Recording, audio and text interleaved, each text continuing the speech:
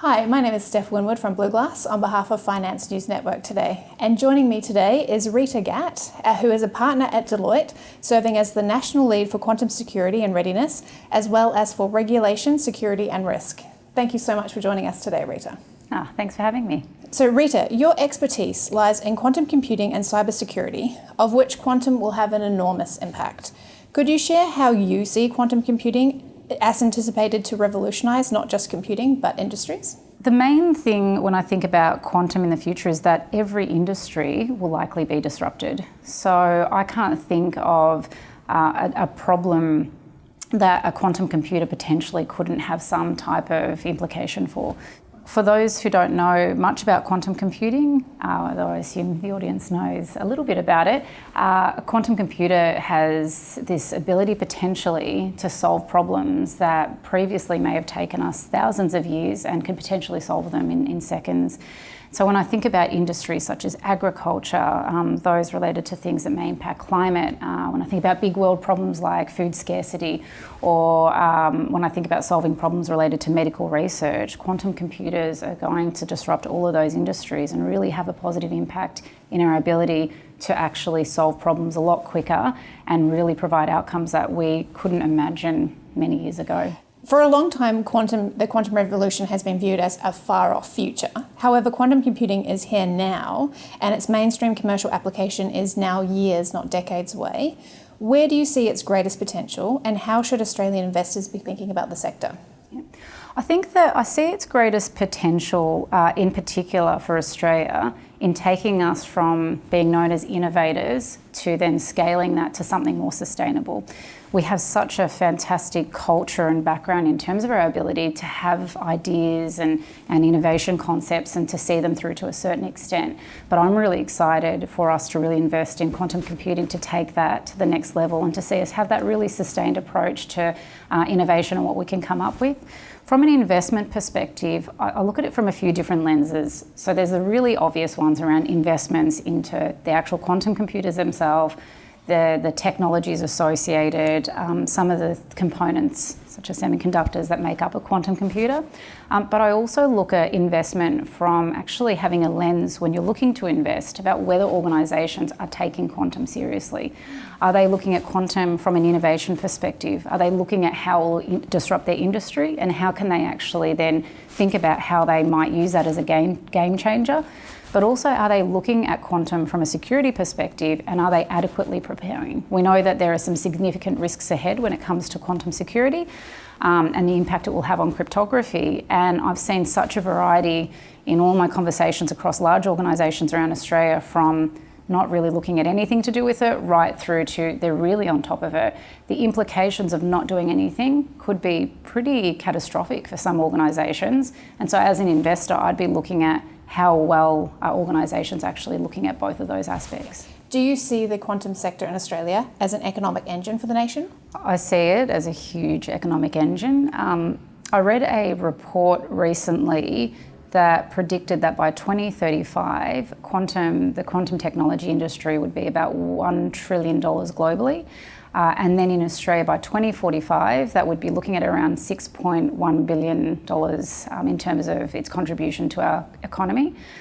I actually think those numbers are understated, and a couple of reasons why I think they're understated. Number one, when I look at the technologies in terms of quantum, I think that we look at those numbers that I just mentioned in terms of how it will contribute to the economy just based on that technology.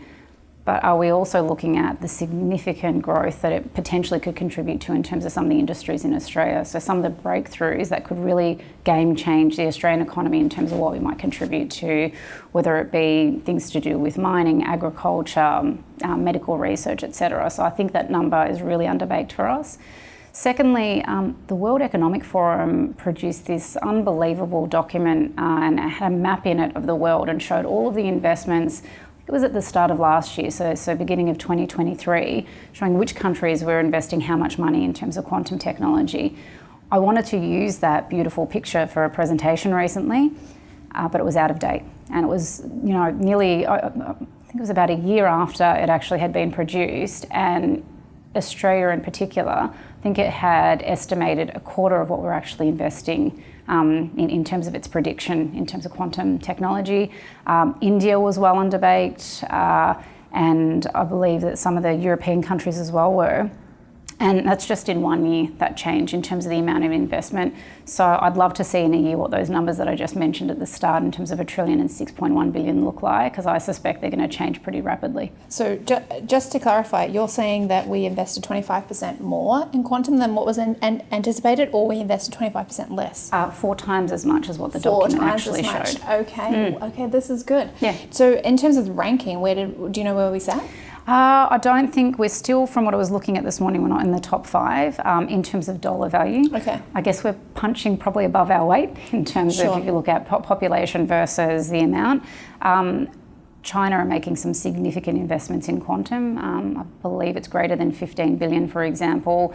The US, no doubt, not at that level, but still investing quite a fair bit. We've got a way to go, but some of the things that we have invested in more recently, obviously the big announcement in terms of what we're investing up in Brisbane, make up a big part of that quadrupling of our number. But we're getting up there. We've got some room to move, but I'd say we're probably punching above weight in terms of our size versus investment. Australia has for several decades held a leadership position in quantum research and development. However, investment in the sector has exploded worldwide, and we are in the midst of a global race for what will be game-changing strategic capability. How can Australia ensure that it keeps our leadership position in this space onshore? Yeah, this is something that concerns me. I guess it's not just quantum computing, actually. It's in general in science and technology in Australia. You could kind of be answering the question for that. I think that there's a few different ways. So number one, the investment, whether it be public or private investment. How do we continue to invest in that type of technology and be committed to it over a longer period of time? Because there will be some hurdles, I think, and so we've got to kind of stay the course. I think secondly, it's really important for industries in Australia to actually make their own investments, and it's not just the financial investments, but it's the investment in their research and time and understanding what I'd mentioned a little earlier, which is how do they understand how their industry will be disrupted and how will that benefit them? How can they look at these technologies as something that will be a game changer for them and talk about that and promote it? And then that leads me to the third point, which is promotion is key. I don't know if this is the right word to use. I really would love for quantum computing to be a little bit more glorified. I think back to university days, and I remember reading this article, and it was from, at the time, a leading scientist in Australia who talked about that week a couple of medical researchers in Australia had won a Nobel Prize for some unbelievable things that they'd done. There was more media attention in a particular football game that week, times 20, than there was on that unbelievable win by the researchers. And I love sport, and it's a big part of our culture, and that's fascinating, and I'm all for it. But I remember feeling really sad and thinking, geez, imagine we had scientists who are doing these amazing things, actually getting the time and attention that they deserve for what they're actually doing. So I'd love us to promote those type of things more and really get a lot more media attention around such exciting things that we're doing in that field. And I think that will naturally lead to something really important, which is inspiring people to study in an area which we're going to be completely underprepared for in terms of talent for that type of workforce in the future. Inspiring the right skills and the future workforce development is going to be really pivotal to us maintaining or even increasing our leadership in the space. So I think that was a great point. Thanks, Rita. Both advanced computing and quantum computing rely heavily on semiconductors. Why are semiconductors so important, especially in the context of quantum computing? And how do you see Australia playing a role in this industry? So absolutely essential in terms of semiconductors and quantum going hand in hand, and it's not just for the actual processing components, but it's actually in terms of the use of semiconductors for qubits as well. It's also really important to quantum key distribution, so that's a really important relationship even now that's being researched by organisations locally and globally for quantum communication. I guess I also think about the fact that it's really important as well when we focus on not just semiconductors and their importance to quantum computing, but the importance of our supply chain and actually semiconductors and the manufacturing of them in Australia. Quantum computers will be an important part of economies in the future. And if we can't have security around the essential components for them, that could be really disruptive for us. So I think that that's something in terms of the relationship between semiconductors and quantum for Australia, it's really important that we have some security around that supply chain. So you've touched on Australia's nascent strengths in this space, but also our supply chain vulnerabilities as well. Now, Deloitte is hosting the inaugural Semiconductor Australia conference in your stunning venue this October. Can you tell us why you are supporting this important event and what you hope attendees will gain? So I guess first why Deloitte's sponsoring and supporting the event. We absolutely love technology at Deloitte and we really are obsessive about the future of technology, and so it makes sense for us to be part of something and support something that's so important. But we also are really invested in the economy of Australia and really understanding where we're going, the future of it, and the things that will actually drive our economy. Deloitte Access Economics does a lot of research in this space as well. And for us, we know that this is going to be a really core component of our future and of our economy. And so it makes sense for us to support something so important. Personally, I just love science and technology. But I'm very passionate about what we just talked about before, which is the talent pipeline. I think I worked out before, I have a child who is 8 and another that's 5 and a 1-year-old. All of them will be about entering the workforce around the stage where quantum could become, for example, a much more prominent area of the technology industry.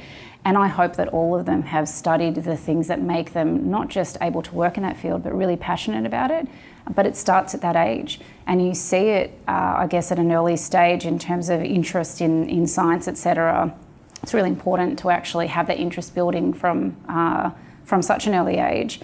And coming back to the event, anything that can actually promote and make interesting some of the fascinating things that we're doing in science and technology, I'm all for it.